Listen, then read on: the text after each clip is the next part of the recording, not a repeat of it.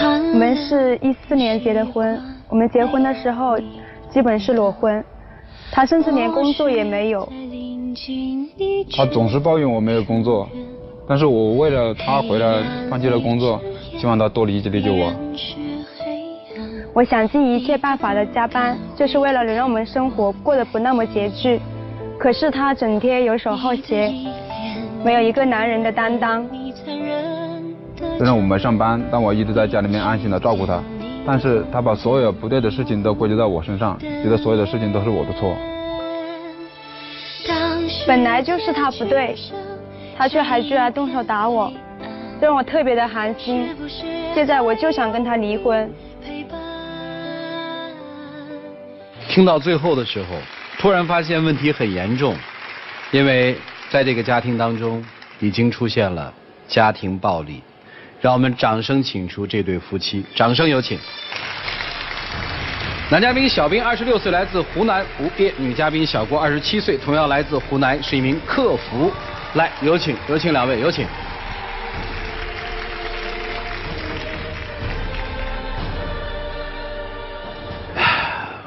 打你了？哦，对。是哪种方式？那天嘛，在家里面的时候，他又没跟我做饭，然后我就说了几句不中听的话，他突然动手一巴掌就挥过来了。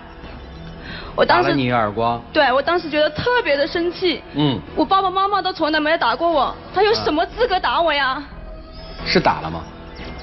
主持人，我那天确实是动手打了他，但是我之后也跟他道歉了，我知道自己错了。我一直在恳求他原谅他，但是总是不原谅我，现在还闹着要跟我离婚，我觉得不可能走到这一步。我们俩他离婚你不同意是不是？对。真想离吗？是的。我相信动手打人这件事一定是有很多事情积累的，对吧？是的。我们简单的把你们的婚姻和情感做一个梳理，好给老师们做判断。小片里面说是14年结的婚是吧？我们是14年的11月份结的婚。啊哈，当时我们结婚的时候，基本上就是裸婚，没有买房。一些原因才是真的吗？我之前也跟你解释过了。你找了什么工作？我当时嘛，就是主持人，我跟您说，看他就是一直没有工作嘛，我心里特别着急。这个家的话不可能靠我一个女人养着，是不是？然后我就托朋友嘛，给他去找工作。然后就找到了一个卖保险的工作，我觉得卖保险的话在长沙来说也做得不错呀，那个工资的话也比较高，也比较锻炼人嘛。可是他呢倒好，不到1个月他就给我辞掉了，而且是白干的。那个做保险的事我已经跟你说清楚了，当时我进去也是在认真的做，但是我也想当一个父亲啊。但是你不能把那个孩子没了，他有很多因素的，你不能把所有的错都怪在我头上啊。那不是你的错吗？要是你没有照顾好我，你们要承担一个男人的责任。我方便问几个问题吗？可以。你们认识多久结的婚？我们大学是同学嘛，就是宿舍里面有一个舍友和他是一个社团的，在舍友的撮合下，我们就渐渐的认识了嘛。后来就慢慢的就觉得还不错，2个人就在一起了。对，他是我初恋。毕业之后多久结的婚？我是12年的6月份毕业的，而他是2013年的6月份毕业的，他比我小一届，他是我学弟嘛。毕业之后我听他说什么辞了工作结婚是怎么回事？他之前的话就是在福州工作，当时的话在铁路局工作的话，其实还是有发展的，我就跟他商量，我说谁到哪个城市发展都可以。可是他当时并没有跟我商量呀，他就从福州直接辞职回来了。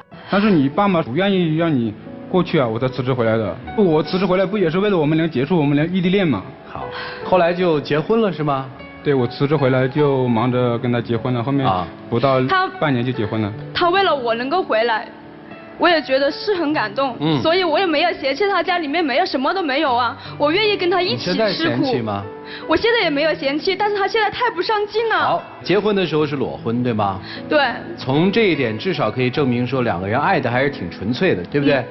你所有的希望是说有一天这小子能够给你们创造出美好的生活来，这是你当时所有的期望。可是结婚后根本就不是我想象那样。不着急不着急。小片里也说到了，说你们买房了是吗？是的，我们是2015年年底买的房。这个房子是他爸爸妈妈和我爸爸妈妈把养老钱全部拿出来，付了一个首付。既然这样，为什么不租房子住呢？姑娘，为什么一定要买呢？自己在长沙有一个自己温馨的家，我觉得才踏实。不是你两个人在一起，不就是个温馨的家吗？没有。为什么还要动双方父母养老的钱呢？因为我们以后要养个小孩呀，以后养小孩的话，你不可能一直在租房。就你们都已经规划到要孩子了。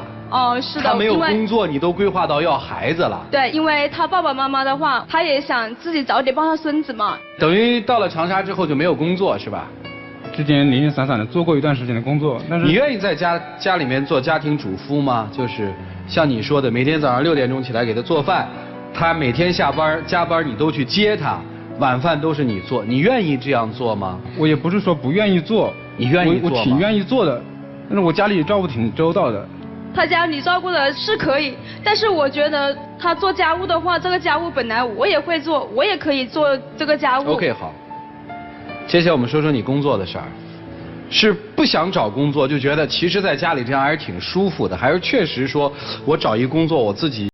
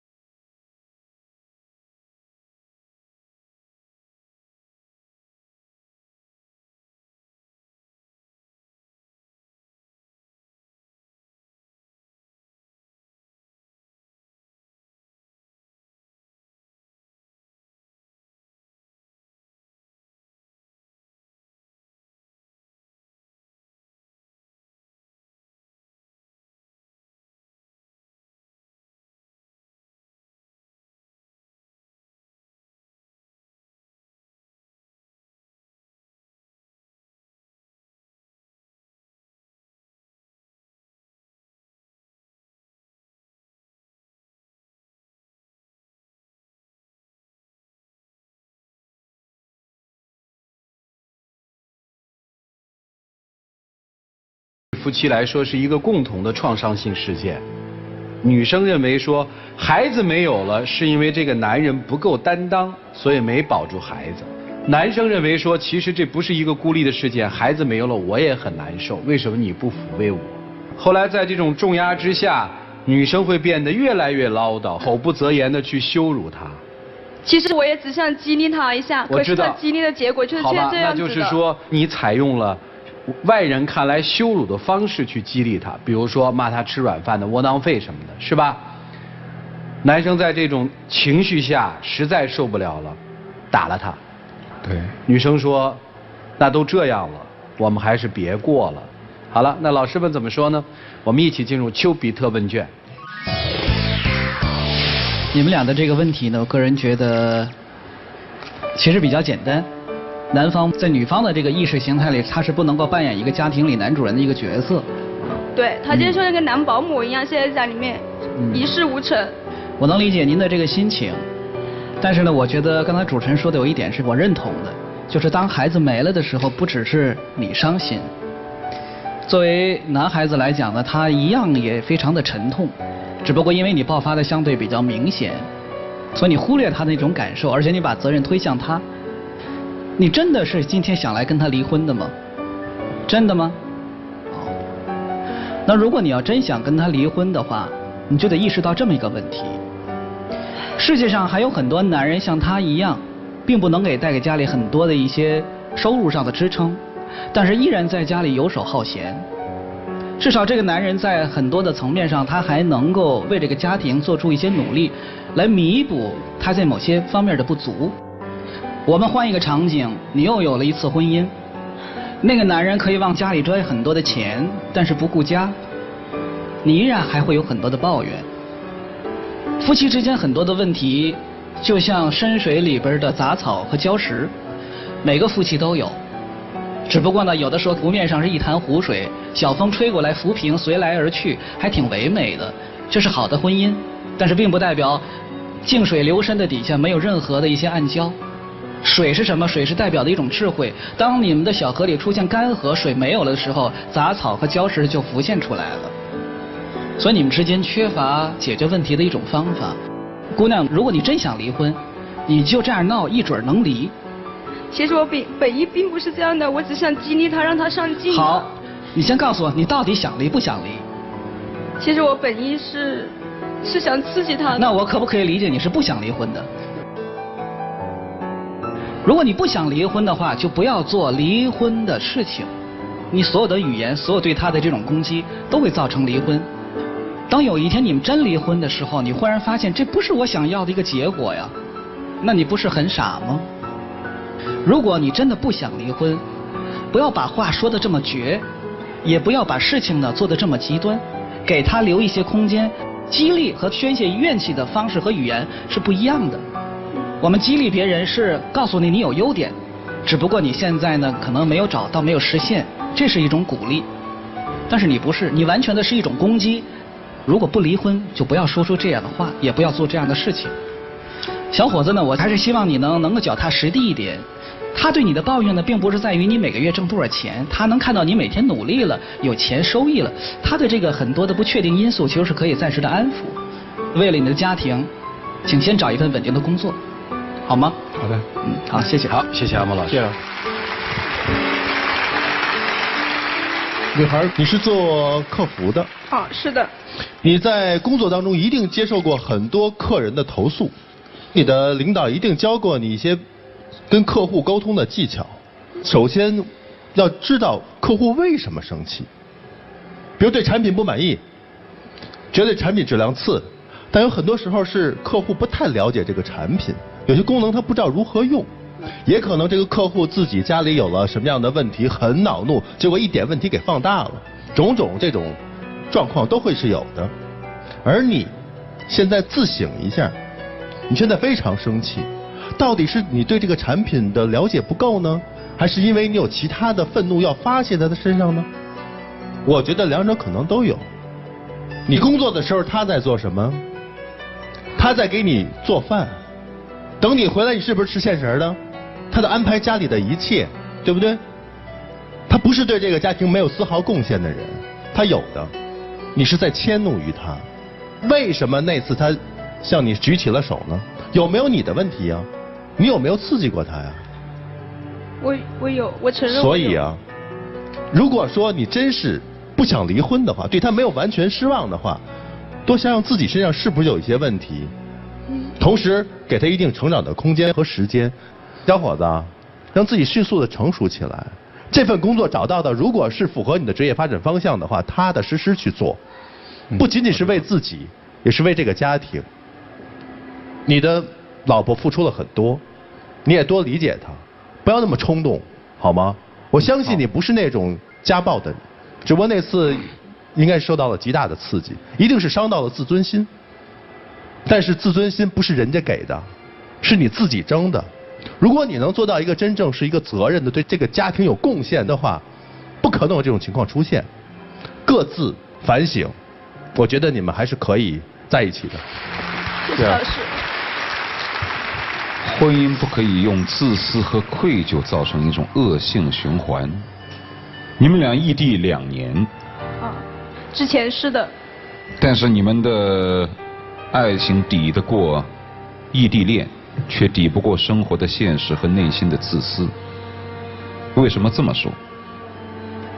异地恋是以男生回长沙而结束，女生觉得很愧疚，毕竟他是为了我们俩回到了长沙，所以在结婚布置新房、买房子等等，你都怀着一颗愧疚的心，试图去弥补男生一些什么。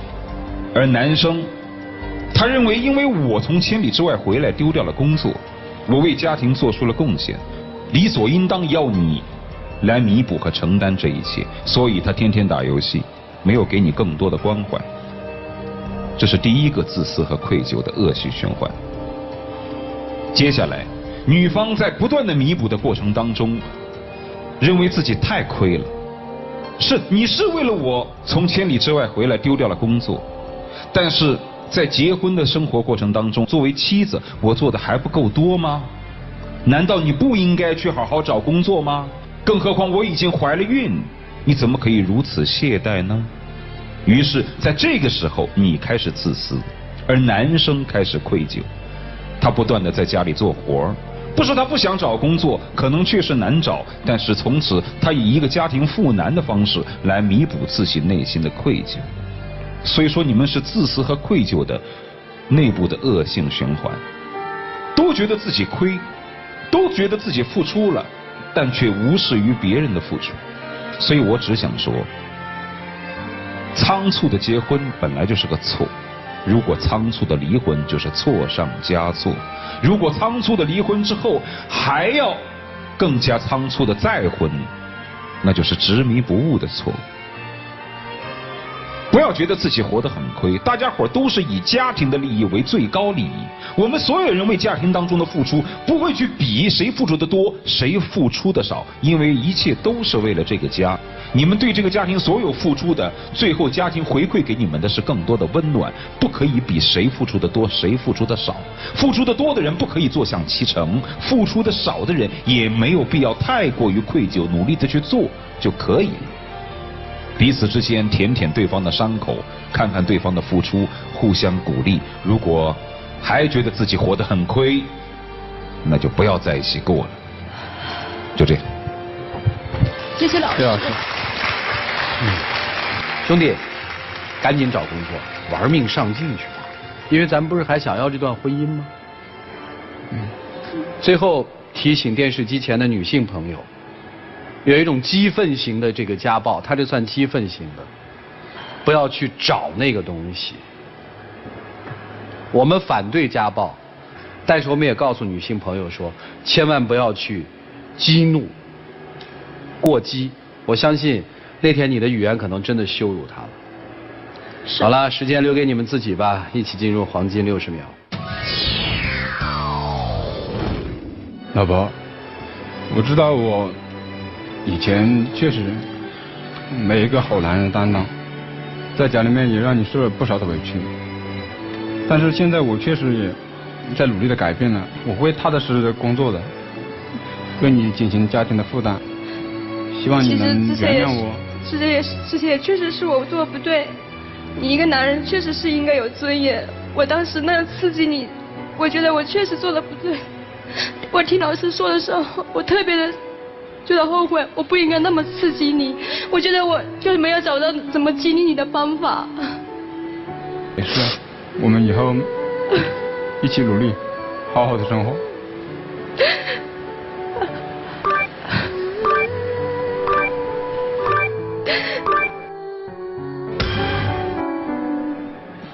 回去吧，再想想吧。哎，来，请关门。一对夫妻面对生活的琐碎，引来了情感上面大的波折和波动。电视机前的观众朋友，欢迎大家登录优酷土豆、腾讯视频、搜狐视频、乐视网、PPTV、距离爱奇艺收看我们节目的完整内容。下面就来看一看这对夫妻，他们呈现出一种怎样的状态吧。请开门。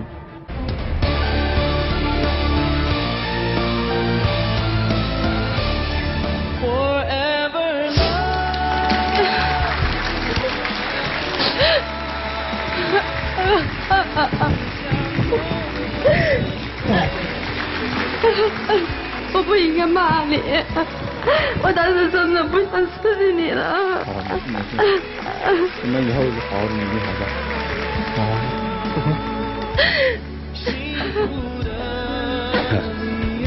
其实今天相当于我们3位老师帮他们做了一个15年孩子没有之后的应激事件的一个调整。未来的生活里面还有很多事儿，夫妻之间互相担待，好吗？来，有请我们的小花童，有请。谢谢啊。希望接下来我们见证的这个时刻是这对夫妻全新生活的一个开端，让我们一起来见证吧，各位。老婆，我爱你。